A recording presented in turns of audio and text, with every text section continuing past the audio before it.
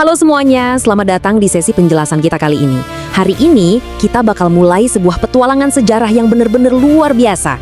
Kita nggak cuma mau bahas deretan fakta atau angka yang membosankan, tapi kita akan menelusuri kisah detektif etimologis dari satu kata yang secara harfiah telah membentuk sejarah dunia selama ribuan tahun. Kata itu adalah Katolik. Kalian pernah mikir nggak sih, dari mana sebenarnya kata ini berasal? Gimana ceritanya sebuah kata sifat yang super sederhana dari bahasa Yunani kuno bisa berevolusi jadi nama resmi salah satu institusi keagamaan terbesar di dunia? Nah, mari kita kupas tuntas semuanya berdasarkan sumber-sumber literatur sejarah yang ada. Oke, kita mulai dengan pertanyaan klasik yang lumayan sering memicu perdebatan. Bener nggak sih kalau orang Kristen mula-mula itu bukan Katolik? Banyak banget yang beranggapan kalau jemaat Kristen awal itu murni cuma disebut Kristen, dan nama gereja Katolik itu sekedar penemuan manusia yang baru ditempelkan berabad-abad kemudian. Jadi ada semacam asumsi modern yang memisahkan secara tegas nih antara masa gereja awal dengan masa institusi gereja di kemudian hari. Tapi pertanyaannya, apakah pemisahan ini benar-benar akurat secara historis? Nah, buat menjawab itu, ini dia rute perjalanan kita hari ini.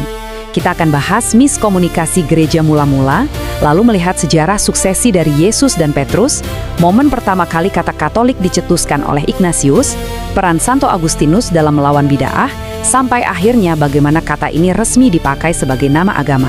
Yuk, langsung aja kita mulai. Bagian pertama, miskomunikasi gereja mula-mula, Kristen versus Katolik. Kalau kita merujuk pada sumber sejarah, ada akar miskomunikasi yang cukup menarik di sini. Memang benar, di Kisah Para Rasul 11:26, secara eksplisit dicatat kalau di Antiokhia lah murid-murid untuk pertama kalinya disebut Kristen. Gara-gara ayat ini, banyak orang di zaman modern langsung berasumsi, oh berarti gereja saat itu secara eksklusif cuma bernama Kristen dong, bukan Katolik. Tapi, catatan sejarah menunjukkan kalau kedua label ini sama sekali nggak saling bertentangan loh. Istilah Kristen dipakai buat mengidentifikasi siapa sosok yang mereka ikuti, yaitu Kristus. Sementara itu, konsep Katolik ini berevolusi dan lahir beriringan untuk mendeskripsikan sifat sejati dari kumpulan pengikut Kristus tersebut. Coba kita bedah dari sisi etimologinya. Istilah ini sebenarnya berasal dari frasa Yunani purba, eklesia kata holos. Kata-kata berarti keseluruhan atau melalui, dan holos berarti semua atau lengkap. Kalau digabung jadi katolikos, artinya ya universal atau menyeluruh. Yang bikin takjub, konsep harfiah ini sebenarnya udah tersirat dalam naskah asli kitab suci, misalnya di Kisah Para Rasul 9:31 yang nyebutin soal jemaat di seluruh Yudea, Galilea, dan Samaria. Jadi pada awalnya, kata ini murni berfungsi sebagai kata sifat pendeskripsi, bukan sekedar judul atau nama organisasi formal. Terus, apa sih persisnya yang dideskripsikan sama kata sifat ini? Berdasarkan sumber teologis kita, di masa gereja mula-mula, kata Katolik ini punya 3 makna yang sangat luas. Pertama, universal. Artinya, keselamatan itu nggak cuma buat satu suku tertentu lagi, tapi merangkul semua bangsa, ras, dan budaya. Kedua, lengkap. Ini berarti gereja memegang teguh seluruh kebenaran doktrin dari para rasul tanpa memilah-milah alias pilih kasih terhadap ajaran tertentu. Dan ketiga, kekal. Maksudnya, gereja ini dipercaya akan terus ada dan membentang melintasi semua waktu sampai akhir zaman. Kita masuk ke bagian kedua, Yesus, Petrus, dan suksesi, fondasi awal jemaat. Oke, perhatikan garis waktu ini. Ini dengan sangat brilian mengilustrasikan kelangsungan institusi gereja awal. Sekitar tahun 30 Masehi, Yesus mengutus para rasul. Terus, sekitar tahun 40 Masehi, Rasul Petrus tercatat pergi ke Antiokhia. Ini adalah kota terbesar ketiga di Kekaisaran Romawi waktu itu, dan Petrus mendirikan gereja di sana, jauh sebelum dia menuju Roma. Petrus kemudian menghabiskan Evodius sebagai uskup Antiokhia. Dan setelah masa Evodius selesai, tongkat kepemimpinan diteruskan kepada seorang pemuda bernama Ignatius. Kenapa garis waktu tadi itu penting banget? Karena ini menyoroti satu fakta sejarah yang krusial. Jemaat Kristen di Antiokhia yang pertama kali disebut Kristen itu nggak tiba-tiba muncul dari ruang hampa. Mereka dibangun di atas fondasi otoritas apostolik yang sangat kuat. Jadi ada semacam estafet kepemimpinan atau yang biasa disebut suksesi apostolik yang bisa dilacak secara langsung dan sama sekali nggak terputus dari ajaran Yesus ke Petrus, lalu ke Evodius, sampai ke Ignatius di Antiokhia. Semuanya adalah bagian integral dari satu persekutuan besar. Berlanjut ke bagian ketiga, Ignatius dan istilah Katolik penyebutan pertama dalam sejarah. Sekarang, coba dengerin kutipan yang sangat luar biasa ini. Di mana uskup berada, maka di sana pula umat berada. Sama seperti di mana ada Yesus Kristus, maka di sana juga ada gereja Katolik. Nah, kalimat ini ditulis oleh Santo Ignatius dari Antioquia sekitar tahun 107 Masehi.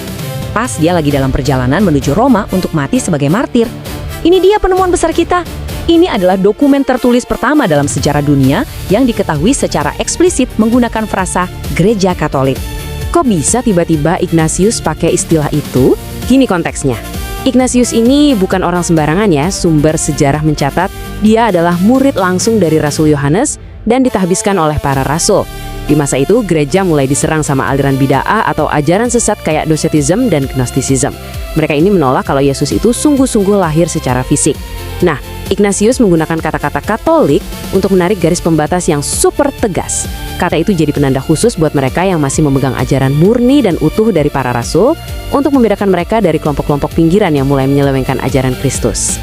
Kita melangkah ke abad berikutnya di bagian keempat, Santo Agustinus melawan bid'ah, sang pembela iman. Untuk mengerti betapa pentingnya peran Agustinus, kita merujuk pada artikel teologi dari Ligonier yang menyoroti dua pandangan historis yang berbeda tentang sifat gereja. Pandangan historis Protestan umumnya melihat gereja secara dominan sebagai entitas yang tak terlihat dan spiritual. Pokoknya, himpunan orang percaya sejati di mata Tuhan. Di sisi lain, pandangan historis Katolik dan Ortodoks melihat gereja itu sebagai sebuah persekutuan institusional yang harus terlihat secara fisik dan bersatu di bawah otoritas suksesi apostolik. Nah, yang bikin pandangan sejarah ini makin menarik adalah bagaimana Santo Agustinus mengakomodasi nuansa teologi tersebut. Meski dia adalah seorang uskup di sebuah institusi yang sangat terlihat fisiknya, Agustinus di awal tulisannya tuh jelas banget membedakan antara gereja yang terlihat dan yang tak terlihat. Dia bilang, Kristus membangun gerejanya bukan di atas orang manusia, tetapi di atas pengakuan Petrus.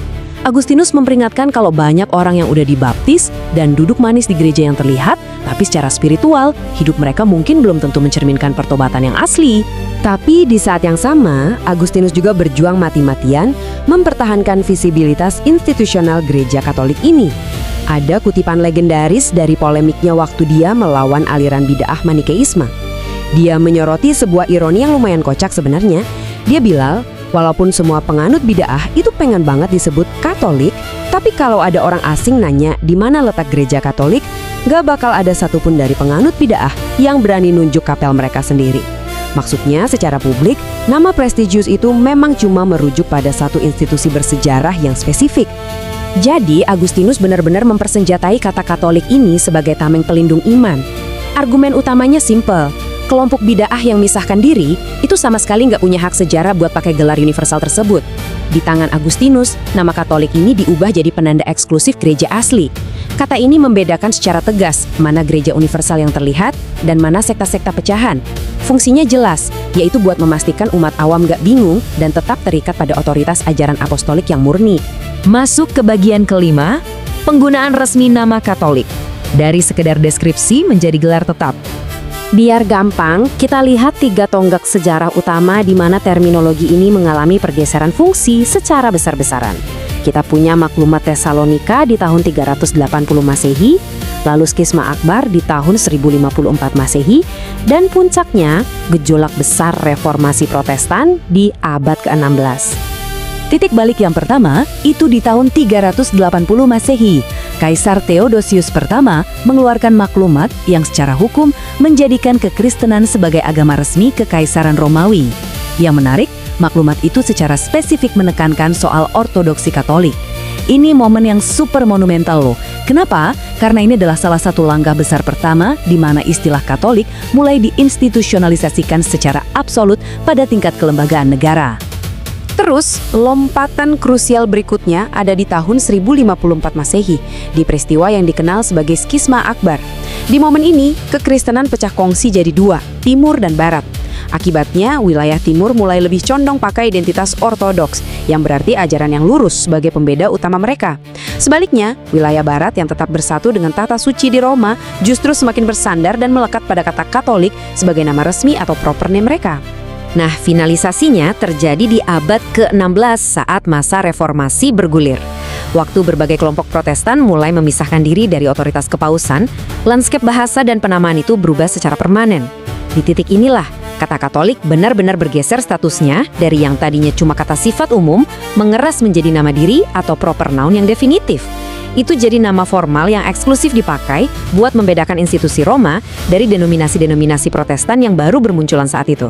Wow, dari sini kita bisa lihat betapa luar biasanya perjalanan sebuah kata. Bermula dari satu kata sifat sederhana dalam bahasa Yunani kuno yang berarti universal, lalu berevolusi dan bertahan melewati berbagai kekaisaran, gelombang bid'ah, dan perpecahan sejarah yang panjang, sampai akhirnya menjadi nama resmi bagi sebuah institusi keagamaan global seperti yang kita kenal sekarang. Benar-benar kisah detektif sejarah yang epik kan? Akhirnya, sebagai penutup sesi penjelasan ini, saya mau ngajak kalian merenungkan satu hal. Setelah kita telusuri bareng-bareng akar sejarah kuno dan makna universal dari kata Katolik ini, bagaimana hal itu mengubah cara kalian memandang sejarah gereja Kristen mula-mula? Apakah pemahaman ini ngasih perspektif baru tentang ikatan historis yang ternyata sangat dalam? Coba deh dipikirkan, karena kadang-kadang sejarah paling megah dari umat manusia itu justru tersembunyi dengan sangat rapi di balik satu kata sederhana yang sering kita ucapkan sehari-hari. Terima kasih banget udah ngikutin sesi penjelasan kita hari ini. Teruslah penasaran, teruslah belajar, dan sampai jumpa lagi.